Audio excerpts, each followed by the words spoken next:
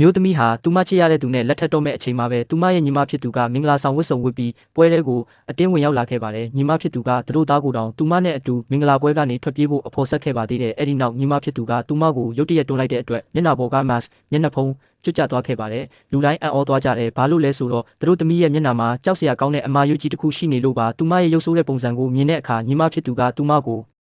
မိစ္ဆာမလို့တိုက်ရိုက်ခေါ်လိုက်ပြီးဒီလိုရုပ်ဆိုးတဲ့အမကသူတို့သားနဲ့မထိုက်တန်ဘူးလို့ပြောခဲ့ပါတယ်ဒါကိုတီးမခံနိုင်တော့တဲ့အမျိုးသမီးကညီမဖြစ်သူကိုမြေပြင်ပေါ်လဲကျသွားအောင်ကန်ထုတ်လိုက်ပါတယ်သူမရဲ့မင်္ဂလာပွဲမှာလာပြီးပြဿနာမရှာဖို့တတိပေးခဲ့ပေမဲ့ညီမဖြစ်သူကတော့သူမနဲ့သူတို့သားကသာအစ်စ်အမှန်ချစ်သူတွေဖြစ်ပြီးသူတို့သားကမိသားစုစည်းစိမ်ကိုလိုချင်လို့သာအမဖြစ်သူကိုလက်ထပ်တာလို့ပြောခဲ့ပါတယ်အမျိုးသမီးဟာညီမဖြစ်သူကိုပါနှစ်ချက်ဆင့်ရိုက်လိုက်ပါတယ်ဧည့်သည်တွေလည်းသူတို့သမီးကမင်္ဂလာပွဲမှာလူချ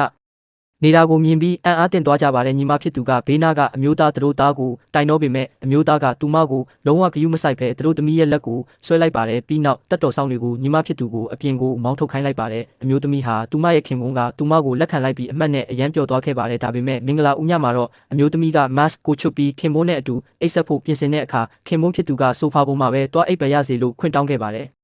နောက်တနေ့မနက်မှာလည်းအမျိုးသမီးကနှုတ်ဆက်တာကိုခင်မုန်းဖြစ်သူကလုံးဝဥပိ္ပခါပြုခဲ့ပါတယ်စိတ်တက်ကြနေတဲ့အမျိုးသမီးဟာစိတ်ပြေလက်ပြောက်ရေကူးကန်နာကိုတွားခဲ့ပါတယ်အဲ့ဒီမှာသူမခင်မုန်းကိုကြိတ်ချစ်နေတဲ့ပြိုင်ဘက်အမျိုးသမီးတစ်ယောက်ကသူမကိုရေကူးကန်နဲ့တိုးချလိုက်ပါတယ်အဲ့ဒီမိန်းကလေးကကိုညီမလိုလိုနဲ့လက်ကမ်းပေးပြီးသူမကလှမ်းဖမ်းခံဒီမှာလက်ကိုပြန်ရုပ်လိုက်ပါတယ်ဘသူမှလာခဲ့မှမဟုတ်ဘူးလို့လှောင်ပြောင်နေတော့မှပဲအမျိုးသမီးကသူမကိုပါရေထဲဆွဲချလိုက်ပါတယ်အမျိုးသမီးကစိတ်တူတူနဲ့ပြိုင်ဘက်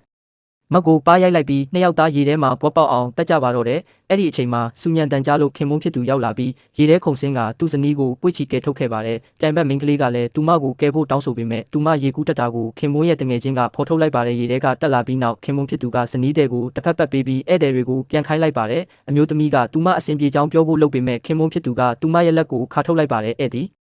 ကိုရေထဲဆွဲချပြီးရန်ဖြစ်ရမလားဆိုပြီးသူမကိုအဖြစ်တင်ခဲ့ပါတယ်နောက်တစ်ခါပြဿနာရှာရင်ကွာရှင်းမယ်လို့ပြောလိုက်တဲ့အခါအမျိုးသမီးကစိတ်တူပြီးခင်ပွန်းကိုပါရိုက်လိုက်ပါတယ်အမှန်တရားကိုမသိပဲသူမကိုပဲအဖြစ်တင်ရမလားလို့ဆွဆွဲခဲ့ပါတယ်သူမကပဲကွာရှင်းဖို့ပိုအရေးချင်းပြည့်မိတယ်လို့ပြန်ပြောတဲ့အခါခင်ပွန်းကငါနဲ့ကွာရှင်းပြီးရင်နင့်လိုရုပ်ဆိုးတဲ့မိစ္ဆာမကိုဘသူကလက်ထပ်အောင်မလဲကြည့်ရသေးတာပေါ့လို့နှိမ်ချပြောဆိုခဲ့ပါတယ်အမျိုးသမီးဟာခင်ပွန်းဖြစ်သူအပေါ်လုံးဝစိတ်ပြတ်သွားပြီးကွာရှင်းဖို့